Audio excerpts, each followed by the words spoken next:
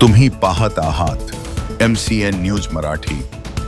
क्रांतिकारी शेतकरी संघटनेचे संस्थापक अध्यक्ष रविकांत तुपकर यांनी बुधवार 5 ऑगस्ट रोजी जळगाव जामोद तालुक्यातील पूरग्रस्त 15 गावांचा दौरा करून शेतकऱ्यांच्या नुकसानीची प्रत्यक्ष पाहणी केली।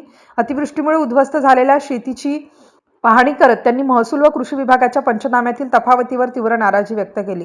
जिथे 100% नुकसान झाले आहे तिथे 30 ते 40% नुकसान दाखवले जात आहे।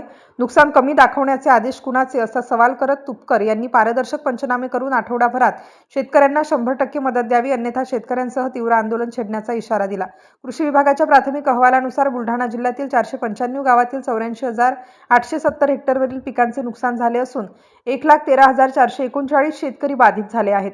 भविष्यातील पूरस्थिती टाळण्यासाठी जळगाव जामोद व संग्रामपूर तालुक्यातील प्रमुख नद्या व ओढ्यांचे वैज्ञानिक पद्धतीने खोलीकरण करण्यासाठी तातडीने पायलट प्रकल्प राबवावा अशी मागणीही तुपकर यांनी करून या संदर्भात त्यांनी जिल्हाधिकारी व तहसीलदार यांच्याशी चर्चा सुद्धा केली आहे।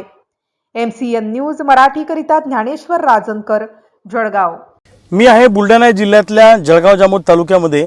आज सकाळपासून आम्ही नुकसानग्रस्त गावांचा दौरा सुरू केलेला आहे। मी आता पोहोचलेलो आहे जळगाव जामोद तालुक्यातल्या खेरडा बुद्रुक गावामध्ये। 30 आणि 31 तारखेला जो ढगफुटी सदृश पाऊस झाला, या पावसाने शेतीचं प्रचंड मोठं नुकसान केलं। आत्ता ज्या शेतामध्ये आम्ही बसलेलो आहे, या शेताची पूर्ण काळी जमीन वाहून गेलेली आहे। मोठा 3-4 फुटाचा थर वाहून गेलेला आहे आणि या जमिनीमध्ये दगडांचा वर्षाव झालेला आहे। दगडच सगळ्या ठिकाणी दिसत आहेत। म्हणजे इथं शेती होती का नव्हती अशी सध्याची परिस्थिती आहे।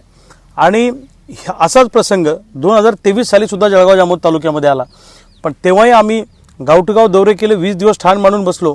नुकसान भरपाई मात्र तेव्हा अत्यल्प मिळाली। आता एक शेतकरी आम्हाला निंबोरा गावात भेटले, त्यांनी सांगितलं शेत तयार करायला मी 7.5 लाख रुपये लावले आणि सरकारची नुकसान भरपाई 1 लाख रुपये आली।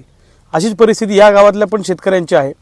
आता गावागावात दौरा केल्यावर काय गोष्टी निदर्शनास आल्या तर पंचनामे करताना 100% नुकसान हे टाकत नाही आहेत। हे ठिबकचे सेट वाहून गेले, स्प्रिंकलरचे सेट वाहून गेले, पाईपलाईन वाहून गेली, विहिरी वाहून गेल्या, गोठे वाहून गेले, जनावरं वाहून गेले, त्याचंही नुकसान याच्यामध्ये नोंदवलं पाहिजे अशी आमची मागणी आहे। दुसऱ्या बाजूला हे 20% नुकसान टाकतायत, कमी नुकसान दाखवत आहेत, तर जे नुकसान झालं वस्तुनिष्ठ पंचनामे त्याचे झाले पाहिजे अशी आमची मागणी आहे। आणि सरकारने जेवढं नुकसान झालं ती 100% नुकसान भरपाई दिली पाहिजे।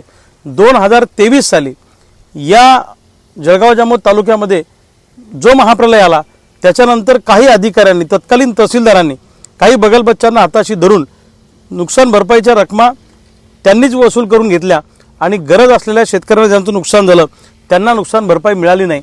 यावेळी असं होता कामा नये अशी प्रशासनाला आमची विनंती आहे। आणि या भागात पंचनामा करायला कर्मचाऱ्यांची संख्या कमी आहे, म्हणून मी आत्ता जिल्हाधिकाऱ्यांना बोललो की घाटावर अशी परिस्थिती सध्या नाही आहे, त्यामुळे घाटावरचे तलाठी, कृषी सहाय्यक आणि ग्रामसेवक यांना जळगाव जामोद तालुक्यामध्ये पाठवा आणि शेतकऱ्यांचे पंचनामे तातडीनं करा। महिना उलटून गेल्यावर शेतात काही सापडणार नाही, त्यामुळे तातडीनं पंचनामे झाले पाहिजे। 100% नुकसान शेतकऱ्यांना मिळालं पाहिजे। ह्या सगळ्या मागण्या शेतकऱ्यांच्या संतप्त भावना सरकारने लक्षात घेतल्या पाहिजे।